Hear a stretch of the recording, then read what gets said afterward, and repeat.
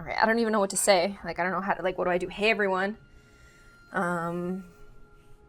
Let's just start it like this. In 2004, my sister stole my parents' credit card and bought an animal online.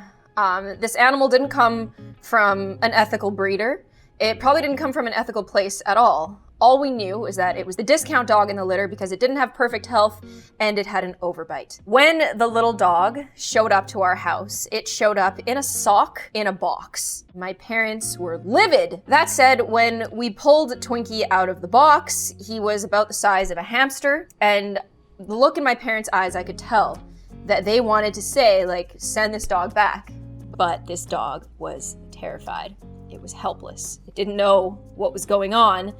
And my parents didn't have the heart to say, yo, put that dog back in the sock, back in the box, put it on a plane and send it back to Edmonton where it came from.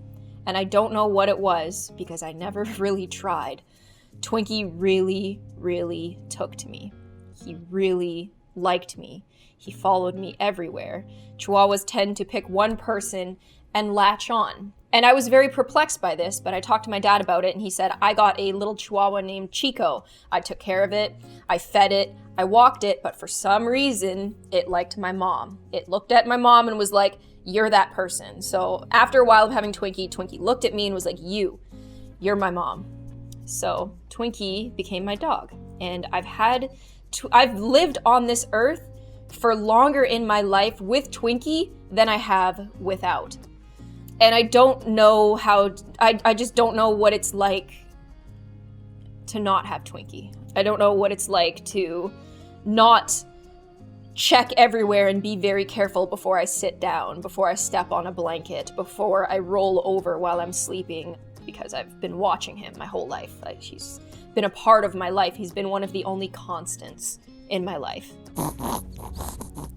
A lot of people have been asking, where's Twinkie? Where's Twinkie? Why are you showing Anjing so much in videos? Why are you not showing Twinkie? And it's because for the past few months, Twinkie's health has been on a pretty rapid decline. We noticed a few months ago and we took him to the emergency room, and the people at the emergency room were like, hey, so depending on how much you're willing to spend, we could run a variety of tests. And my reply was, run any test that you have to run. I just don't want his health to decline due to the stress of the tests. So whatever you can run within reason, run it. Let's figure out what it is. Let's fix Twinkie. About $8,000 worth of tests later, they didn't know what was wrong with him. And when I got him back from the vet, they assured me that he's got a very small little body, and sometimes it takes smaller dogs longer to recover from these kinds of things. So like, just give it 2 weeks and he'll be fine. Keep him on his meds. He's going to be fine. But then more than 2 weeks passed and he wasn't fine. He was looking really, really bad. So I took him to another vet, not the emergency room. And I said, hey, like, I just want to make sure that this dog is comfortable. I just want to make sure that this dog is not suffering, because it would be selfish of me to let him suffer just so I can have him in my life, because I feel like I need him in my life.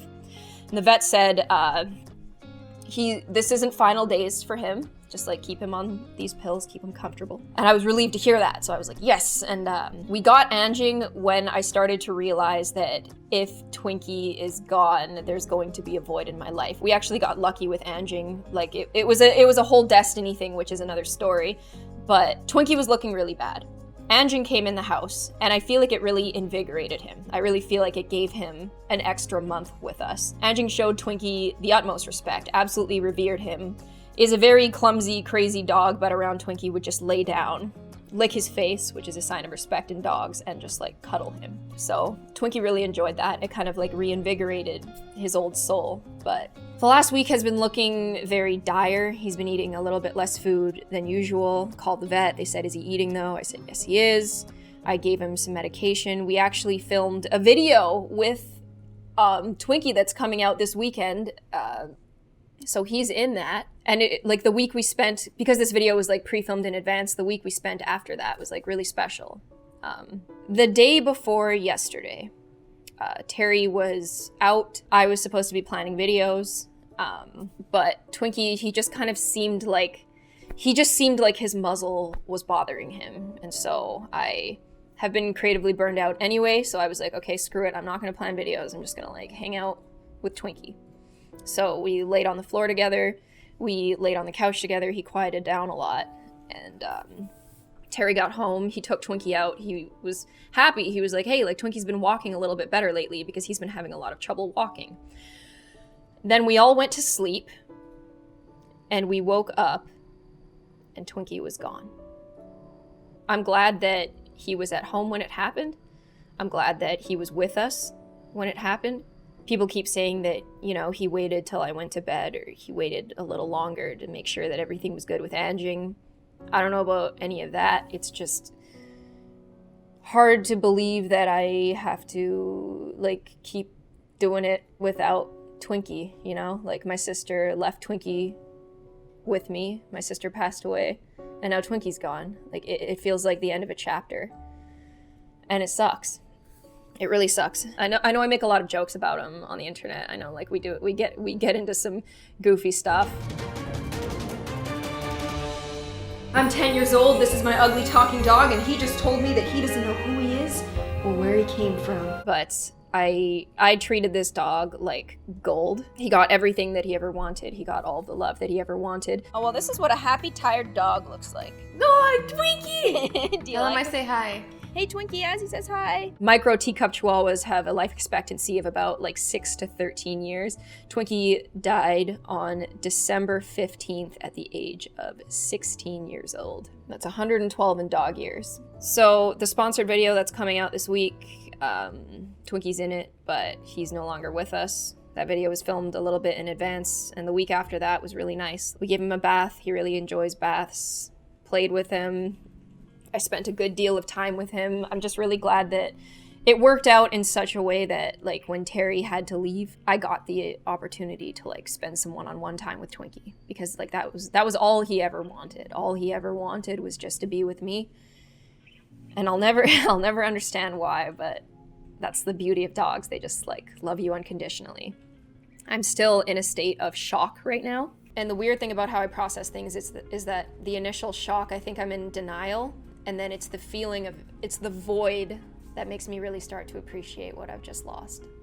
And I'm really worried for that to hit me. He's on my merch, he's on my Discord, he's just on everything. He's synonymous with me. And yeah, it's just hard to know. I think that, you know, after going through like such big losses in my life of like people who are like critical players in my life, it's kind of hard to imagine the idea of like trying to navigate without them. I miss him. I miss playing with him.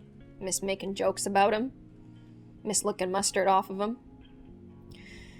I just miss this. Miss him. How are you, Terry? Sad.